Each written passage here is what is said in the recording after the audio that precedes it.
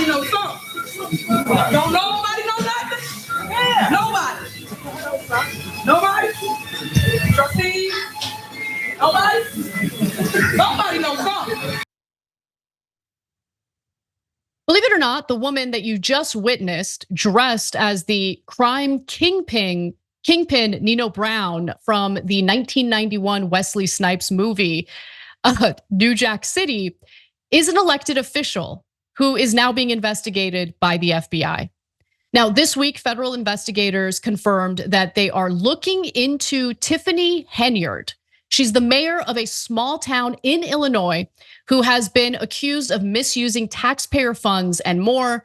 And as a result of that, basically throwing the town into unmanageable debt.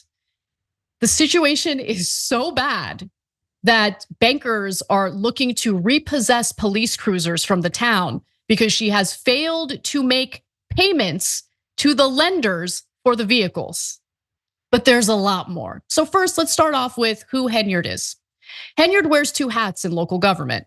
As the Dalton mayor, it's known as the Village of Dalton, she takes home more than $46,000 in base pay. And as the supervisor of Thornton Township, she makes more than $200,000 a year, records show. She makes more money. She's the mayor of a small town of 20,000 people. She makes more money than our members of Congress. Like, let that sink in for a second.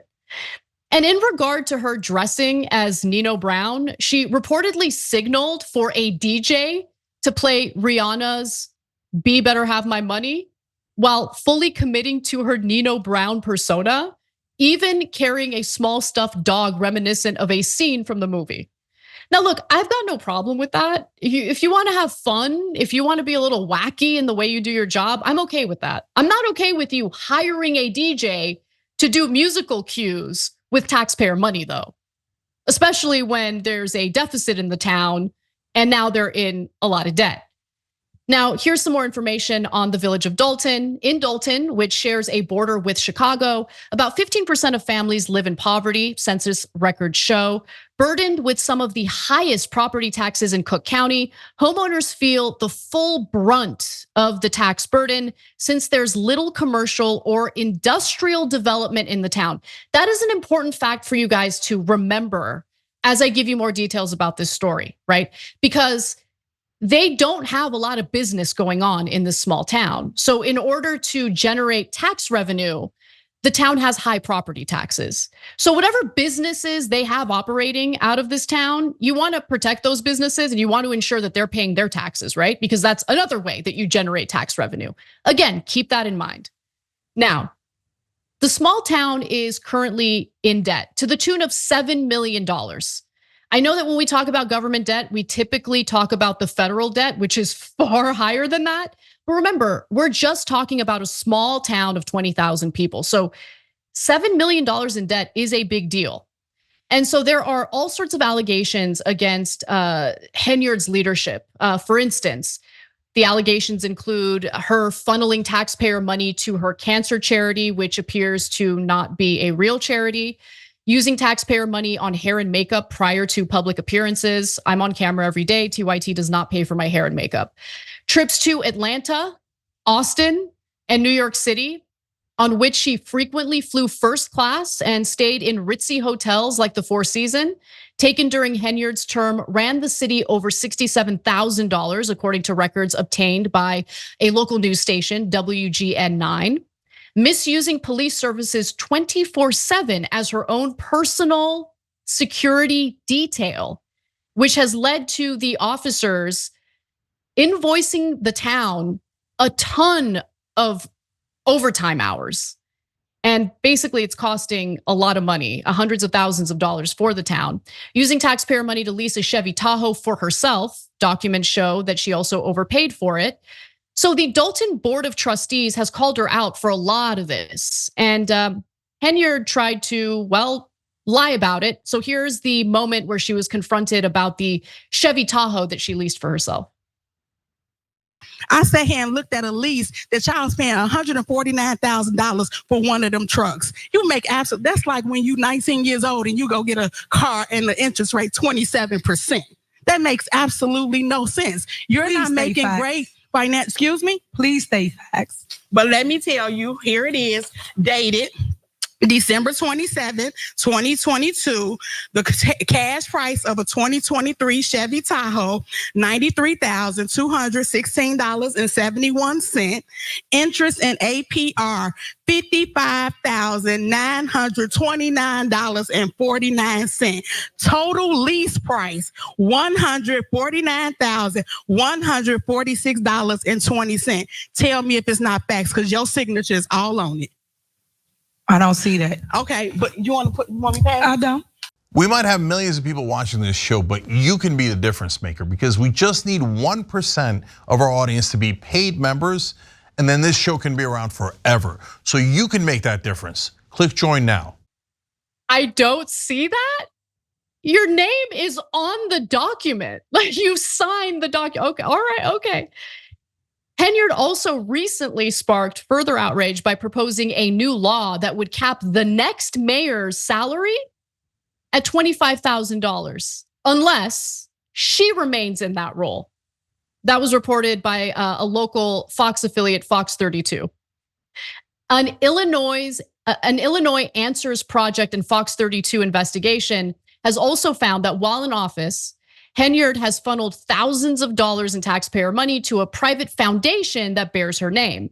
But the foundation seems super sketchy. This is probably part of the reason why the FBI is now looking into her use of taxpayer money. In a September 2022 meeting, Henyard and the township board voted to give $10,000 to her foundation, which claims to help people with cancer. Records show the foundation's paperwork was filed with the state the same day that the township payment was approved. Now, it's called the Tiffany Henyard Cares Foundation. A month ago, the Illinois Attorney General began investigating the charity, halted any more contributions to the charity, and also noted that the so-called charity failed to file financial documents showing how she spent the money. And so Henyard spent thousands of taxpayer dollars for a group bicycle ride to Springfield in support of a breast cancer bill, Henyard said in videos taken during the trip. But the bill was never formally filed. There was no bill, and state lawmakers weren't even in session. So days after receiving that $10,000 donation to her alleged charity, Henyard carried out that group bike ride in support of her charity. And she spent, well, more than $10,000 on it. So this was another investigation done by WGN 9 News. And they looked through a Freedom of Information request. They looked at credit card records and they saw what she had spent the money on. They found that she had spent the money on hotels along the route of that bike ride. So look, I could literally use up the entirety of this show and maybe even tomorrow's show in doing deep dives into all the different allegations against Henyard. And there are a lot, which is why I'm happy that the FBI is now looking into this. But there are two things that I want to do or have a closer look at, okay? The first thing is this allegation that business owners are being retaliated against when they're not donating to her campaign or when they're not supportive of her leadership.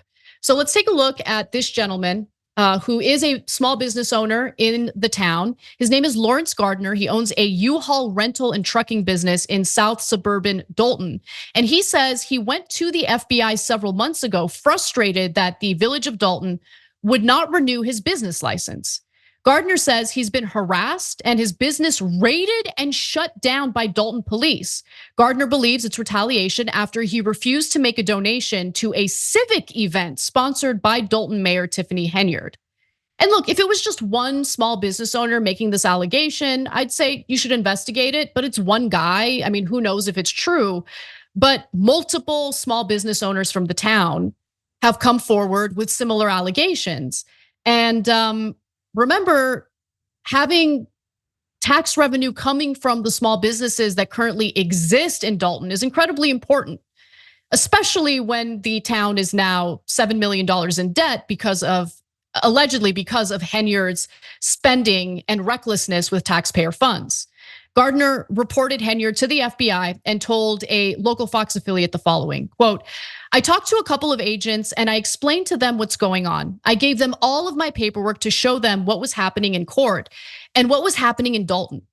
And they told me they were investigating and would be in touch with me." So that was the first indication that the FBI was in fact investigating Henyard. The local news also spoke to other business owners, including one restaurant owner who says that his business license wasn't renewed after he refused to make another campaign donation to Henyard. He had previously donated $3,200 to Henyard's campaign, but he didn't want to renew his contribution, and he claims that he was retaliated against as a result of that. And then a trustee by the name of Kiana Belcher alleges that former police chief Robert Collins attempted to bring, or basically admitted to being directed by the mayor to target certain individuals. That is what she's claiming. That is something the FBI, I'm hoping, is gonna look into as well. So now let's get into the details about Henyard using cops as her security detail 24/7. Which is insane because she is a mayor of a small town. Why would she need security 24/7? An open records request shows that officers assigned to Henyard have racked up hundreds of hours in overtime, obviously costing the town quite a bit of money. This is costing the town hundreds of thousands of dollars actually, and the police get paid every 2 weeks like most people do, with 80 hours counting as their regular full-time hours. But some of the cops, like Terry Young, have billed as much as 303 hours in a single 2-week pay period. Okay, let that sink in for a second. He billed 303 hours when in 2 weeks there's a total of 336 hours. There's more. That resulted in a single paycheck of more than $13,000. They also ran errands for her. They accompanied her on trips out of town. And even though supervisors appropriated money to ensure that lenders were getting paid for the police cruisers that the town had acquired, Henyard didn't make the payment. And as a result, those vehicles are now gonna be repossessed. This is crazy. Now, because of all of this alleged misuse of taxpayer funds, Board of Trustee Jason House reacted favorably to the FBI's investigation, saying that the Board of Trustees and I have repeatedly questioned the mayor's office on her use of public funds. We welcome any investigation that will bring transparency on how taxpayer dollars are being spent. Our residents deserve this level of financial transparency. And honestly, it seems as though the entirety of the Board of Trustees have been pushing back on her spending. Now, Dalton Board of Trustees members are not happy with her. And so in a recent meeting, they went after her. So we'll get to that in a moment. But first, let's start with Brittany Norwood, who's one of the members of the Board of Trustees. When we first started office, we were financially sound. But over just the last 2, and I want to say maybe 1.5 years, we've went from financially sound to a $7 million deficit. And that deficit continues to grow. What she does is she says, well, hey, I'm using all of this money to provide services. So she tricks the citizens into thinking, hey, all of this spending is just to provide you with services. And the trustees, they want to cut the spending because they don't want you to have these services. When the truth is, she's overspending and she's doing so much frivolous spending that it's catching up with us. And at some point, it'll eventually come to an end and we don't know where that may lead us. This is so deeply unfair to the residents of Dalton. So unbelievably unfair. You think that they couldn't use that money for a better community, whether it be funding their schools, maybe giving them a tax break, a little bit of a tax break, considering how high their property taxes are, considering the fact that 15% of the population living there are currently living in poverty, maybe some social programs to help them out. And earlier this month, the board called for, her to explain some of this spending. They called her spending into question, and Henyard, she was not pleased. And so she went on a very lengthy rant. I have a snippet of that rant for you. Let's take a look. And y'all should be ashamed of yourself. Y'all black. Y'all are black. And y'all sitting up here beating and attacking on a black woman that's in power. Y'all should be ashamed of yourselves. All the stuff that y'all did to get people to come to our community, to just diss and down our community. Shame on y'all. Because when I want to attack and take any of y'all seats, I run. I run for the seat. I don't do smear campaigns. I don't do all this mess. It's nonsense. Because at the end of the day, we still got to live in this village. She kept mentioning how unfair it is that she's being targeted as a black woman. Just want to show you what the racial makeup of the board of trustees looks like. Let's take a look.